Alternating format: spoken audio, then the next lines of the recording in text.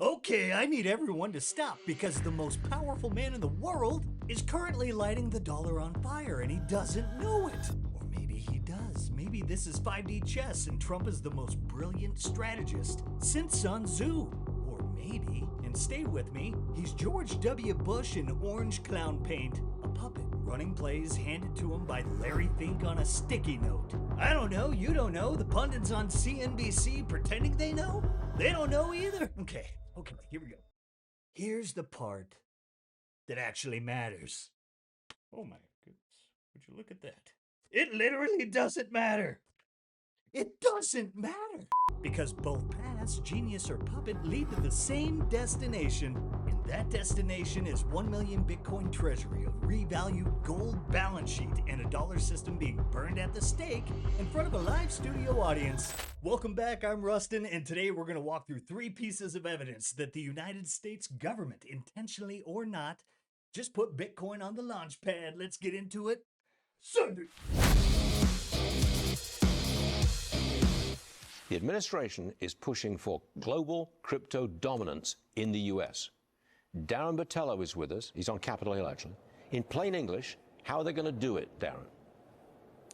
Hi, good morning, Stuart. So the president is asking the Fed to review allowing crypto and fintech firms to store their money in the central bank. And this comes after Kraken got access to the central bank back in March. So they were the first. Now other banks want the same kind of access. But in Washington, as you know, an executive order is only as good as the president who's in the White House. The next person that takes over, they could completely change that.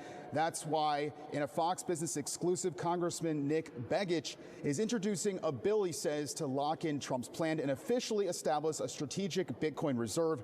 Begich tells Fox Business that this is basically the new Fort Knox. In order to maintain the sovereignty of the U.S. dollar and the strength of the U.S. dollar, you've got to have a strong reserve policy. That's why central banks around the world for so many years, thousands of years in fact, have held reserves on their balance sheet. We need to recognize that digital assets are the 21st century equivalent of those historical gold reserves. So Begich wants the government to stockpile 5% of all Bitcoin, which is equivalent to how much of the world's gold the U.S. stores and reserves, and he already found a way to fund it without taxpayers. The Treasury is currently sucking up crypto assets tied to Iran through Operation Economic Fury. Begich's plan, seize the Ayatollah's crypto and drop it straight into the U.S. balance sheet. But he warns the GOP cannot afford to drag its feet. Conservatives have a tight 6-month window to pass this bill and lock that into law, while Republicans still control both houses of Congress. So, of course, as we know, the clock is ticking with the midterms coming up in November. All right, set the table for me. Here's the entire macro picture in one sentence. Every Ponzi scheme requires new money flowing in, or it collapses. The dollar requires new debt to keep growing, or it collapses. Trump said it himself, quote, "We have to grow our way out of debt." Thankfully, unlike some of his predecessors, Kevin understands that when the economy is booming, that's a good thing. We don't have to go crazy. Just let it boom. We want it to boom. We want it to be like nobody has ever had before, because we do have some debt we'd like to take care of. And the way you do that is through growth. We're going to grow our way out of it so fast.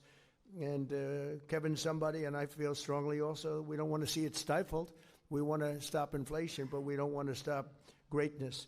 Read that sentence again. Grow your way out of debt. That's the textbook definition of a Ponzi. Pay yesterday's holders with tomorrow's printed dollars.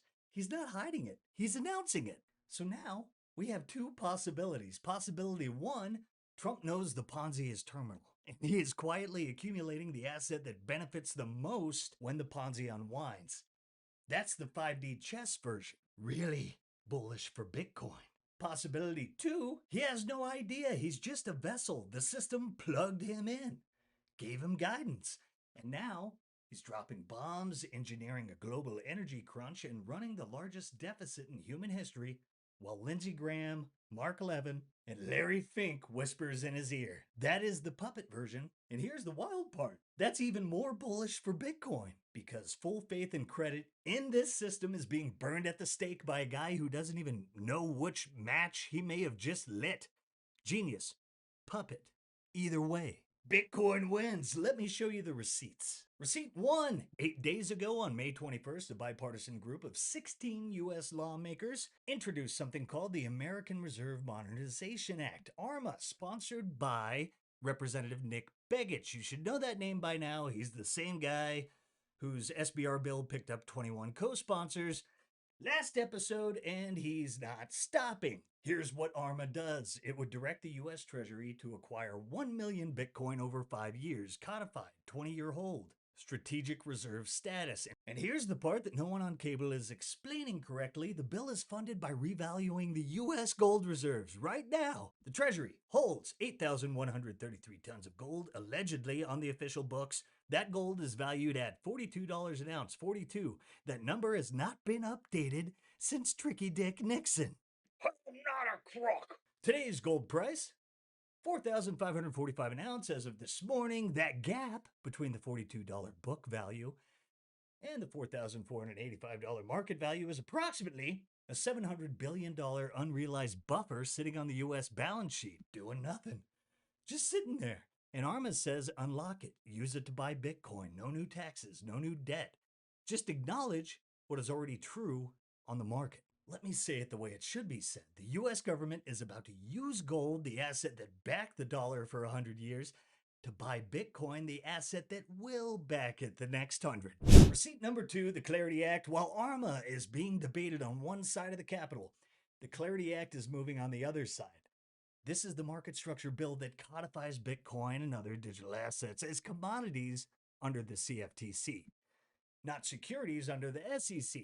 Translation, green light, open the floodgates, let the institutions in. And here's where Larry Fink gets to grin without smiling, because if you are BlackRock, the largest asset manager on planet Earth, 12 trillion plus under management, you do not lobby for a bill like the Clarity Act unless you've already positioned. You don't ask permission.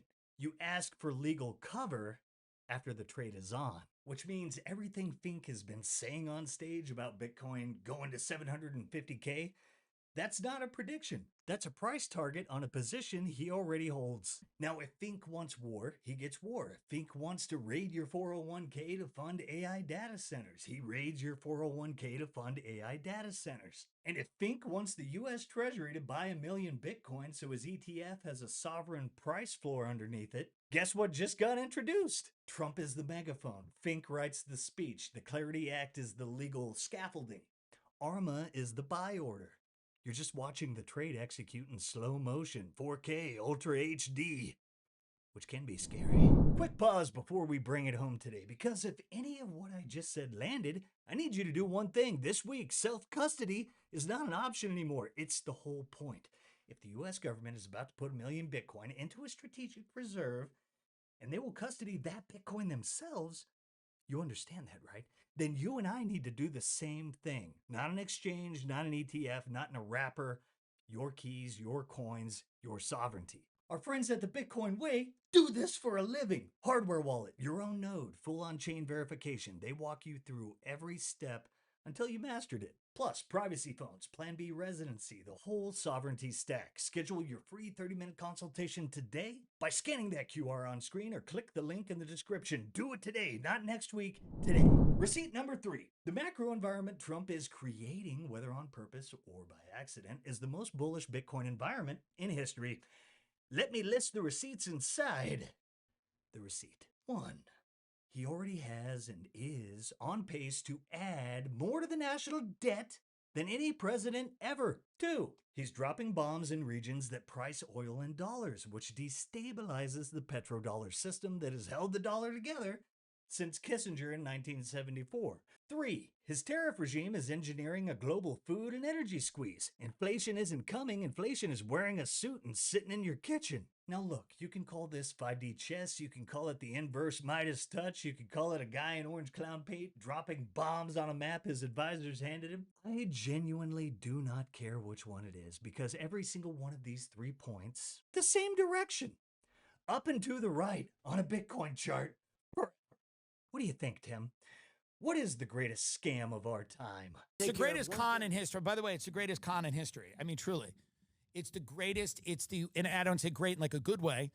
It is truly the most successful con in history. It makes Enron look like a guy doing 3-card Monte on the street. Anything that you can remember and identify as a complete and utter scam, this is the greatest con in history. To run as an America first, and you're going to take care of America, and then turn around and go, you know, all of these things, daycare, Medicare, Medicaid, we have nothing to do with that. We're fighting wars. That's what we're here to do. We're here to have a defense budget of $1.5 trillion, and we're here to fight wars. It is the greatest scam in history. You got to hand it to him. And I mean, truly, and not in, you know, again, not in a moral way, but like, you got to hand it to him. This is the greatest about face in political history that I have really ever seen. The state hates you, Bitcoin empowers you. That's the entire equation. Okay, let me do the game theory, because Bitcoin is game theory crystallized into code, and this scenario has 2 branches. Both branches end in the same place. Branch 1, Trump is the chosen one. He knows the dollar Ponzi is terminal, and he's running a controlled demolition.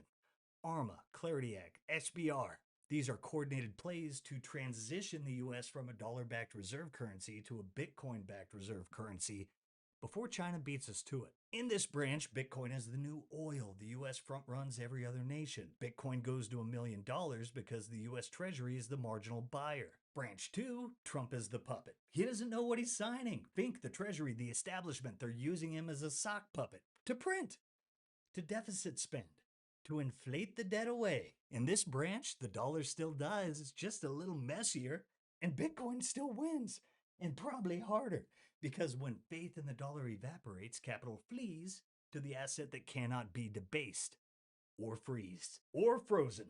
Bitcoin goes to $1 million because the alternative is 0. Branch 1, Bitcoin wins because they want it to. Branch 2, Bitcoin wins because they can't stop it. No one's coming to save you. Not Trump, not Vance, not Rubio, not Bernie Sanders, definitely not the dollar.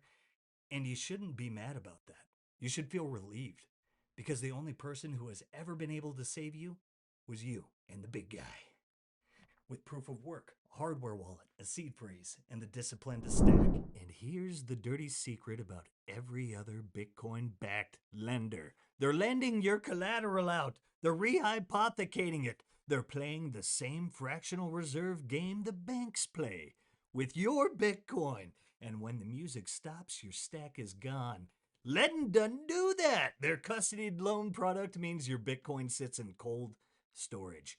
Never lent out, never touched. That's the Satoshi standard. 8 years, $10 billion in origination, 0 customer Bitcoin lost. Lowest rates in the industry, no hidden fees, no fine print, auto top up so you never get liquidated by a wick. 0 prepayment penalties, paid off whenever you want. Don't sell your Bitcoin to buy a house, a car, a business. Borrow against it. Keep your stack. Scan the QR or click the link in the description and head over to ledn.io.